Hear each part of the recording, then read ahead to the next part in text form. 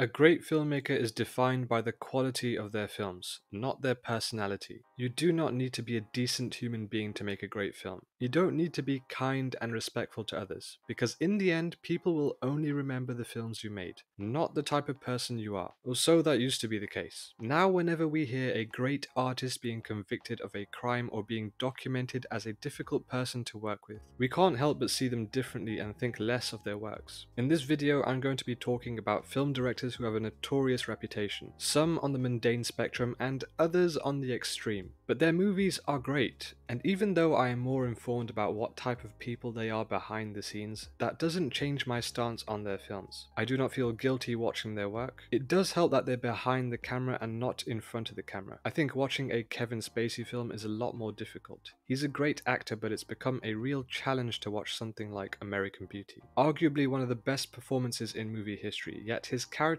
ominously echoes the real-life personality of Kevin Spacey, which blemishes the experience of American Beauty. But the reason I don't have an issue watching their films, despite knowing the truth of their characters, is the fact that there are hundreds, if not thousands of people working on a single film. In my opinion, they are equally as responsible for the quality of the film and play a huge role in making it successful, not just the actors and directors or anyone above the line in the industry. So why should I start watching a film because the director is a massive a-hole? There were other people who worked hard on the film and deserve to be acknowledged for their accomplishments. I think it's important to separate the art from the artist, in particular for film directors, because you have so many other people working on the project, and the film's narratives aren't about the director, it's depicting fictional people. The history of cinema runs over a century long, consisting several important directors, considered the most influential for their contribution to the medium. Doesn't come without disreputable scandals. Let's start with the master of suspense, Alfred Hitchcock. For a long time he was known for claiming that actors should be treated like cattle. On the Dick Cavett show, Hitchcock responded, saying, "I said that I would never say such an unfeeling, rude thing about actors at all. What I probably said was that all actors should be treated like cattle. In a nice way, of course. But the real controversy, which remains disputed, is his treatment towards the actress Tippi Hedren. It was during the filming of The Birds and Marnie, where Hitchcock's abuse and harassment began. He ordered other cast members not to speak with her or touch her. In one incident, he threw himself on top of her in the back of a car and attempted to kiss her. Hedren knew she could do nothing about this at the time. After all, he was the great Alfred Hitchcock, and she was an inexperienced actress who did not have any influence or power that he possessed. Hedren realized she could not quit or speak out because she would most likely be blacklisted. Hitchcock used his power to his advantage, and has never been held accountable for these actions. We watch The Birds and we are staggered by its ability to make these creatures appear so frightening. We hail Hitchcock's direction, and rightfully so, and the film should retain its merit, for the sake of the rest of the cast members and crew. The great Swedish filmmaker Ingmar Bergman is known for many good and bad things in his personal life. He's dabbled in affairs. Since he has passed, his own son does not miss him. Whatever person he may be, however dishonest he was, however tormented he was psychologically, his films are undeniably influential to this day, and that should never be challenged because of his personality.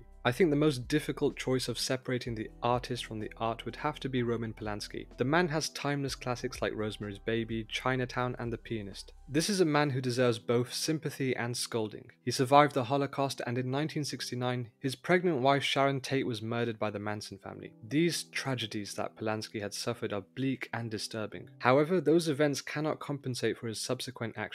During the filming of Chinatown, actress Faye Dunaway and Polanski were involved in a notorious confrontation, which escalated when Polanski pulled hairs out of Dunaway's head, sarcastically saying her hair was catching fire. He also refused to let her go to the bathroom, which resulted in Dunaway throwing her own urine at Polanski. In 1977, Polanski was convicted of sexually assaulting a 13-year-old girl in LA. He pleaded not guilty, but soon realized that he may be incarcerated and fled to England and then to France, hours before he was due to be sentenced. He has since never set foot in the US, and the charges are still pending. To celebrate his work while knowing about his criminal history is not easy, but I don't see the reason not to watch a great movie like Rosemary's Baby just because of the person who directed it. In spite of all the chaos that ensued on set, Dunaway later called Polanski a great director and described Chinatown as possibly the best film she ever made. We know that Polanski is a terrible person, despite the tragedies he has suffered, but the quality of his film should remain separate because it really has nothing to do with his personal life. Stanley Kubrick, one of the greatest filmmakers of all time, has been notorious for his demanding demeanor on set with actors. His meticulous eye for perfection comes with a burden on the actors. He has not done anything on the level of Polanski, though his directive style towards actress Shelley Duvall on the set of The Shining caused great stress towards her. Clumps of hair would fall out. Kubrick isolated Duvall and made her do one scene 127 times. In spite of this torment, Duvall later said it was a great learning experience, and she wouldn't trade it for anything because of Kubrick. So yeah, Kubrick was probably a tough and difficult person to work with, but his movies don't have to be considered in the same argument. You can enjoy The Shining for what it is without knowing the behind-the-scenes mayhem, and these kind of built-up moments of tension and arguments occur a lot between directors and actors. It gets intense, but it doesn't necessarily mean you're a bad person. Woody Allen has made many great movies spanning numerous decades. This is a man who started a relationship with a 10-year-old girl. He took nude photos of her when she was 20, they married when she was 27 and he was 62. And when you read all about this, it becomes quite difficult when you see a film like Manhattan, in which Allen plays a twice divorced 42-year-old man, currently in a relationship with a 17-year-old girl. Furthermore, in 1992, Allen was accused of sexually molesting his adoptive daughter Dylan Farrow, though this allegation was never proven.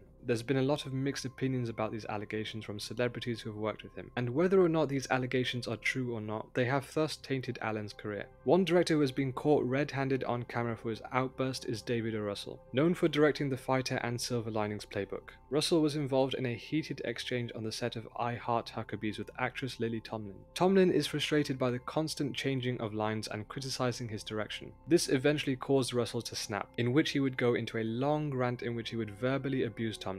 In '98, during the filming of Three Kings, George Clooney was the lead actor of the film, and his relationship escalated when Russell was degrading the crew members on set. This led to allegations of Russell headbutting Clooney and Clooney grabbing Russell by the throat. In April 2003, Russell put Christopher Nolan in a headlock at a Hollywood party after pressuring Nolan to give up the casting of Jude Law for his new film. In 2013, during the filming of American Hustle, Russell made Amy Adams' life a living hell. So much so that fellow co-star Christian Bale had to intervene, telling him to stop acting like an asshole. It's very clear by these events and actual video evidence what type of person Russell is. But even so, in spite of Clooney never wanting to work with him, he admits that the film they made was great, and he is a great filmmaker. Mel Gibson, everyone's favorite director. He's made the Oscar-winning Braveheart, and he's made some fascinating films such as Apocalypto and Passion of the Christ, which transcended his reputation as a bold and progressive filmmaker. This man has been accused of pretty much everything. He's been accused of homophobia, racism, and anti-Semitism, like winning the Prejudice lottery, but once again his movies have nothing to do with who he is as a person. In essence, people are complicated, and artists often reflect this complexity. Their personal failings don't necessarily devalue their contributions to art and culture. Films are highly collaborative efforts involving writers, actors, cinematographers, and other creatives. By refusing to engage with a film due to a director's actions, one might unintentionally overlook the hard work of many innocent contributors. For many people, separating the art from the artist is very problematic. Let's say you watch Polanski's The Pianist. Are you supporting him and his behavior if you watch his movie? Of course not. Consuming the artist's work does not mean you are supporting them as a person, but this is what goes through people's minds. In contrast to the figures mentioned above, there are filmmakers who maintain professionalism, integrity, and creativity without abusing their power. This juxtaposition shows the diverse personalities of filmmakers. You don't have to be a good person or a bad person to make a good movie.